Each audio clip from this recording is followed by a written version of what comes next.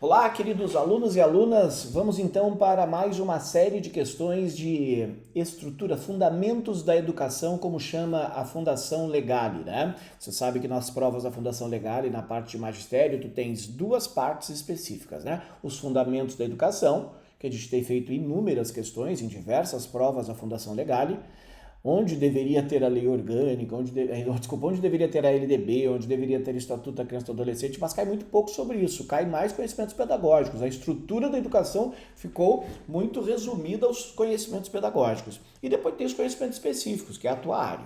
Pois bem, hoje vamos fazer mais 10 questões bem interessantes, né? Da prova de Capão do Leão, anos finais, de 2023, uma prova bem recente da Fundação Legale. Como sempre, como é que a gente vai fazer? É assim, ó. Fundação Legale, Capão do Leão, questão número 21, tu dá pause aí, tenta resolver. Eu não paro aqui. Somente tu para aí. Então, na tela, valendo. Então tá, olha só a questão de número 21. Capão do Leão, anos finais. Na prática pedagógica, a atenção centralizada nas provas e nas notas é caracterizada como? Bom, mesmo que tu não tenha esse conteúdo, tu vai olhar as alternativas. Provas e notas. Provas e notas. Será que ela é libertária? Óbvio que não, né? A gente sabe, né? A gente já entendeu que a libertária ela tem uma pegada muito mais progressista, ela não é? Será que ela é uma pedagogia dos exames? Opa, notas e provas faz todo sentido. Será que ela é trabalhada na pedagogia dos projetos, baseadas nos problemas de dos alunos? Será que ela é uma pedagogia empresarial voltada para a produtividade, para o empreendedorismo? Será que ela é tradicional? Será que ela é tradicional? Eu até te digo, tu poderias confundir com uma educação tradicional, mas a educação tradicional não é tão só notas e provas, mas também a explanação, né? A educação tradicional, ela também tem outras variáveis. Então eu fiz um pequeno esquema para tu entenderes por que vai ficar letra B, pedagogia do exame. Olha só, pedagogia libertária enfatiza, acima de tudo, as práticas pedagógicas, valoriza a promoção da autonomia do sujeito, da potência ética e crítica. Tu tem uma pegada muito mais filosófica nisso aqui, é ou não é? Então tá. Pedagogia do exame, direcionada as atenções às promoções das provas e quando o professor percebe que seu trabalho não está sendo feito na eficácia desejada. Isso quer dizer, a pedagogia do exame é o seguinte, ó, é tu manteres a atenção, tu manteres teoricamente a qualidade do teu trabalho por provas e notas. Eu digo que isso se assemelha quase a um terrorismo educacional, né? Tu fica na prova e na nota. Essas são as únicas variáveis que tu avalia, nada mais. Pedagogia dos projetos. Estudantes aprendem com base na sua própria experiência. Não é em provas e notas, né? Agindo de forma ativa. Pedagogia empresarial é o ramo da pedagogia que utiliza a aplicação de conceitos pedagógicos do desenvolvimento e treinamento de colaboradores de uma organização. É quase um treinamento coaching, se a gente fosse pensar dessa maneira. E a pedagogia tradicional é caracterizada por uma prática educativa direcionada na formação moral e intelectual dos alunos. Ela é tradicional, tá certo? Então tu poderia ter confundido um pouco com a tradicional, mas a tradicional ela não é baseada em notas e provas, tá? Então vamos ficar bem atentos a isso. Questão de número 22, eu peguei as 10 questões da mesma prova, para não ficar selecionando questões. Então questão de número 22, na tela, pause, valendo. E vamos lá. O professor deve estruturar a sua aula de forma lógica. Deve estruturar a sua aula de forma lógica, tomando como base questões internas à sala de aula, tais como exceto.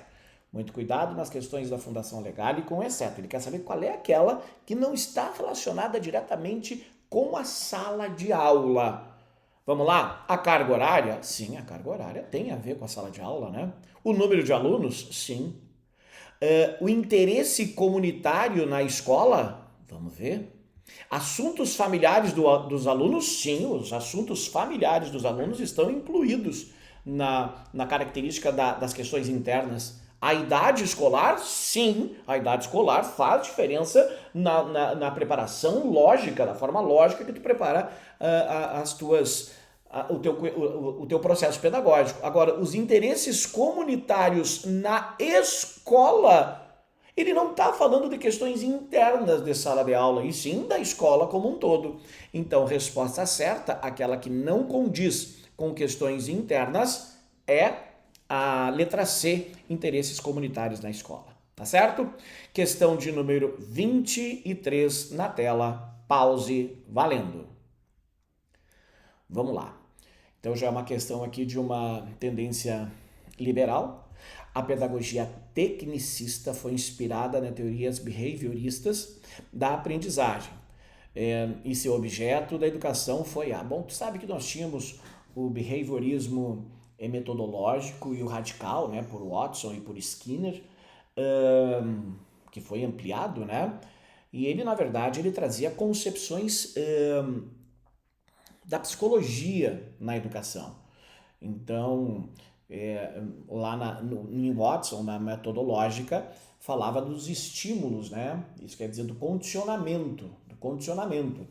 E já na radical falava da potência, falava do incentivo. Vou tentar te dar um exemplo.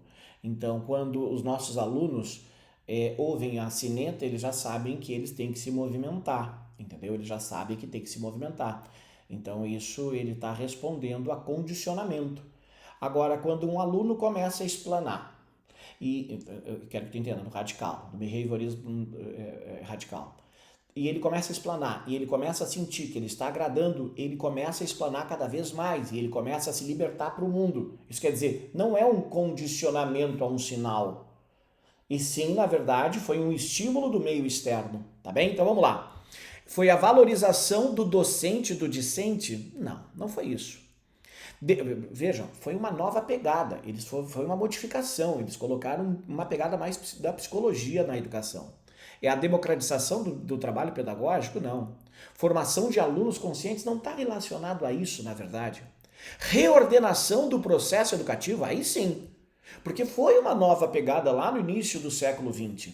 Mediação da educação na sociedade? Não. Olha só, behaviorismo é uma teoria psicológica que se concentra no comportamento observável e mensurável. Teve um papel fundamental na formação da pedagogia tecnicista, que enfatiza a aplicação de técnicas de ensino para atingir objetivos específicos, tanto que na tecnicista era para, por exemplo, condicionar o aluno para trabalhar numa fábrica. A gente sabe disso, né? E aqui eu ainda coloquei o behaviorismo metodológico de Watson, comportamento pelo reflexo, e o behaviorismo radical de Skinner, o comportamento operante, isso quer dizer, não pelo reflexo, mas sim pelo estímulo. Tá bem? Então, resposta certa, letra D. Vamos para a questão de número 24 na tela. Pause, valendo. Vamos lá, então. Uma escola recebeu diversos itens considerados como sendo, olha só, tecnologia assistiva. Em relação a esse tipo de tecnologia, é correto afirmar que, bom, olha só, tecnologia assistiva. Eu coloquei aqui, é um termo utilizado para identificar recursos e serviços voltados às pessoas com deficiência, tá? Visando proporcionar a elas autonomia, independência, qualidade de vida e inclusão social. Então, é utilizado como um recurso pedagógico, óbvio. A tecnologia assistiva, ela é um recurso justamente para tu conseguires incluir. Então, é um recurso pedagógico. O seu uso é para recreação? Não necessariamente. É restrito ao suporte de videoaulas? Não. Ele também é videoaulas, mas não restrito. Serve como suporte para palestras na escola? Soluciona dificuldades físicas do aluno? Não somente físicas, tá? Não somente físicas, qualquer tipo de deficiência. Então, o aluno com deficiência, né? Lembre dessa expressão, não é mais portadora, e sim pessoas com deficiências, estarão utilizando a tecnologia assistiva como um recurso pedagógico, tá bem? Depois tu vai me dizer como é que tu tá indo nessas questões. Questão de número 25. O modelo curricular tradicional está pautado em atividades de forma simultânea. O modelo curricular tradicional está pautado em atividades de forma simultânea. Tu já viu a pegada, né? Porém, não relacionadas. Quer dizer, estão trabalhando no mesmo assunto, mas não relacionada, de diversas disciplinas que correspondem. Olha só, são diversas disciplinas. Então, diversas disciplinas poderia ser interdisciplinaridade, multi, pluri, trans, e como cai questões sobre isso. Então, eu botei um esqueminha aqui, ó. Multidisciplinaridade. Olha só, sistema de um nível e de objetivos múltiplos, mas nenhuma cooperação. Então, aqui eu estou trabalhando matemática, a questão do meio ambiente. Aqui a biologia está trabalhando questão do meio ambiente, mas elas não estão dialogando entre si. Essa é a multidisciplinaridade e já fecha a questão, né? Já fechou a questão. Porque, olha só, porém não relacionadas. Veja, elas não têm nenhum tipo de ligação. Pluridisciplinaridade, tá? Sistema de um só nível, ainda continua o sistema de um só nível, tá? Mas com cooperação, mas sem coordenação. Isso quer dizer, a gente está trabalhando o meio ambiente, está trabalhando a matemática, está trabalhando a biologia, elas estão dialogando entre si, mas não tem alguém, não tem uma disciplina, não tem uma área do conhecimento, aqui a história, por exemplo, que está coordenando.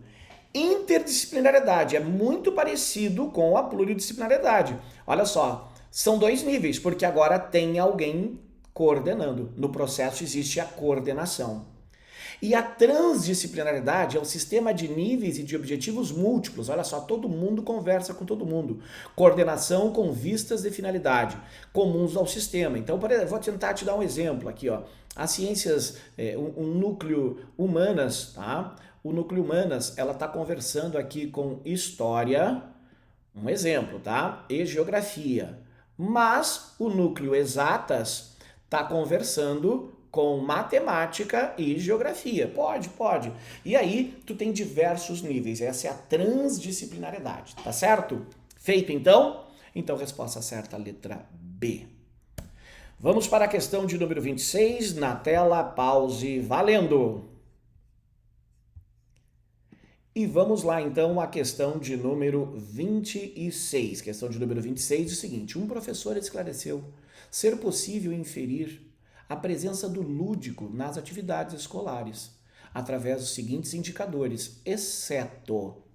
Cara, lúdico, brincadeiras, jogos, tá?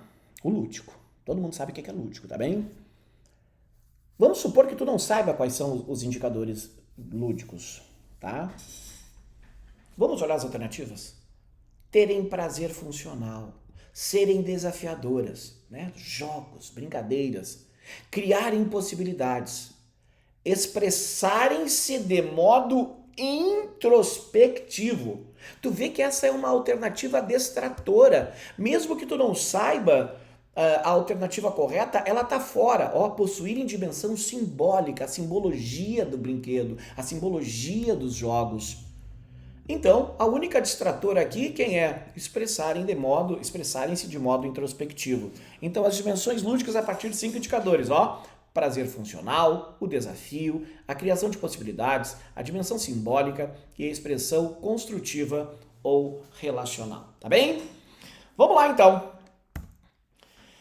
Questão de número 27, na tela, mais uma vez, Piaget sempre cai nas provas da Fundação Legale, pause, valendo.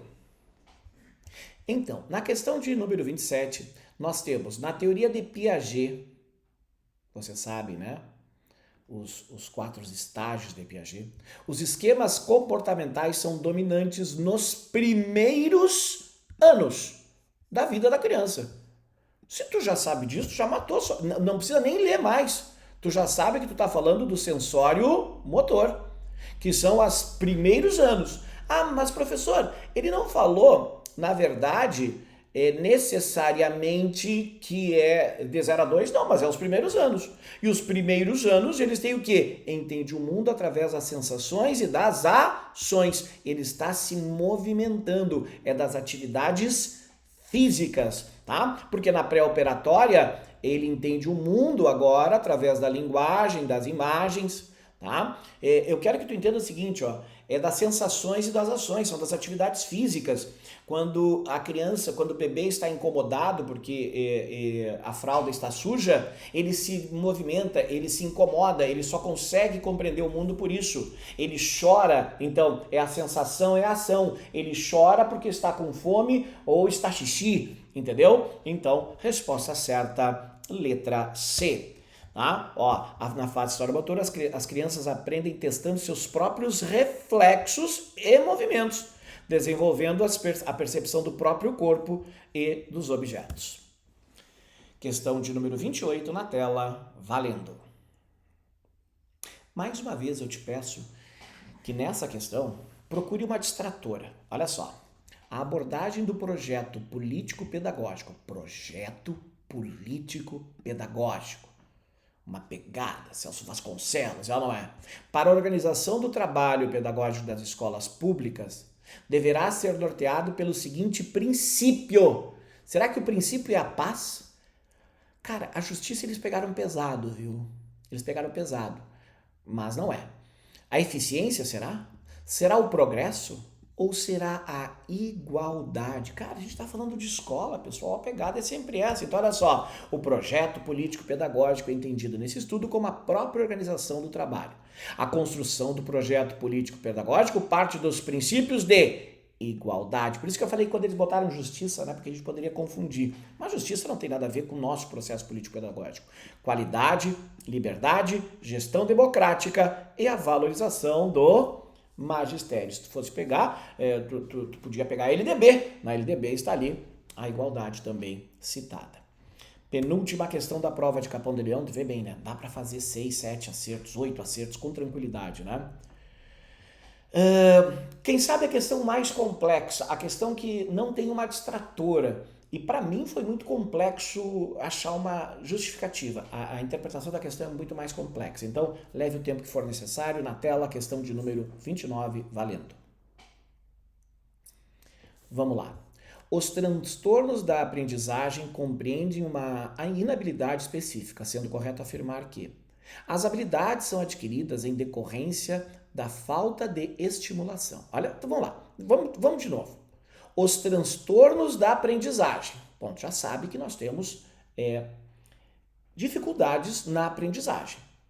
Né? Nós temos dificuldade em que o aluno assimile efetivamente aquilo que está sendo ensinado. Tá? Compreende uma inabilidade específica, sendo correto afirmar. As habilidades são adquiridas em decorrência da falta. São adquiridas em decorrência da falta de estimulação? Essa aqui está fora, né? Tá? Porque elas podem, inclusive, não estar sendo adquiridas pela falta, tá? As habilidades escolares precisam ser ensinadas e aprendidas. É isso. O transtorno de aprendizagem causa isso, porque as habilidades elas precisam ser ensinadas, tá? Elas precisam ser ensinadas e precisam ser aprendidas. Então foi a questão um pouco mais enjoada que eu achei aqui, ó, tá bom? E olha só, transtorno de aprendizagem compreendem uma inabilidade específica, como leitura, escrita ou matemática, em indivíduos que apresentam resultados significativamente abaixo. Quer dizer, tu precisa ensinar e ele precisa aprender, mas isso não acontece do esperado para o seu nível de desenvolvimento, tá? Os métodos pedagógicos são mais adequados para adquirir habilidades, pessoal? Tudo é método pedagógico. Ah, mas o meu método pedagógico é o mais antiquado possível, é o mais tecnicista. Não tem problema, é um método pedagógico, então é uma redundância, não pode estar certo isso aqui. Ocorrem em decorrência de traumatismo ou doença cerebral. Não. Temos diversos tipos de transtornos na aprendizagem, tá bem? É inconclusivo dizer que as funções afetadas são as funções psicológicas. Não é inconclusivo, tá? É conclusivo fazer e dizer isso, tá bem? Então foi a questão mais difícil da prova. Eu te digo o seguinte, ó, essa é aquela, tirando a letra A e a letra C, tu tinha outras alternativas que eram cativantes. Vamos então para a nossa última questão, Prefeitura de Capão do Leão, anos finais. O processo que consiste em preparar um conjunto de decisões tendo em vista agir posteriormente para atingir determinados objetivos Além de... Olha só que legal. Eu não sei se eu dei tempo. Tempo, valendo, desculpa. Agora vamos lá. Última questão. De vez em quando eu esqueço. O processo que consiste em preparar um conjunto de decisões tendo em vista agir posteriormente para atingir determinados objetivos, que além de delimitar ações eficientes, tem que cuidar das finalidades políticos sociais, trata-se principalmente, olha só, as decisões que tendo em vista agir posteriormente para atingir determinados objetivos, já acabou, isso é planejamento. Concorda comigo? Isso é planejamento. Ele nem tá falando. Tu vê que aqui, ó, nesse momento aqui, ó, ele nem falou em educação. Esta questão nem foi falada em educação.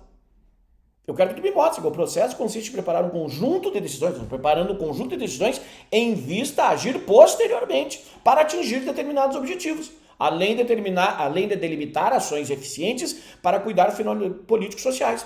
Cara, isso é uma questão quase empresarial. Então, é o planejamento, é uma ferramenta administrativa que possibilita perceber a realidade, avaliar os caminhos, construir um referencial de futuro. Pronto, resposta certa, letra E.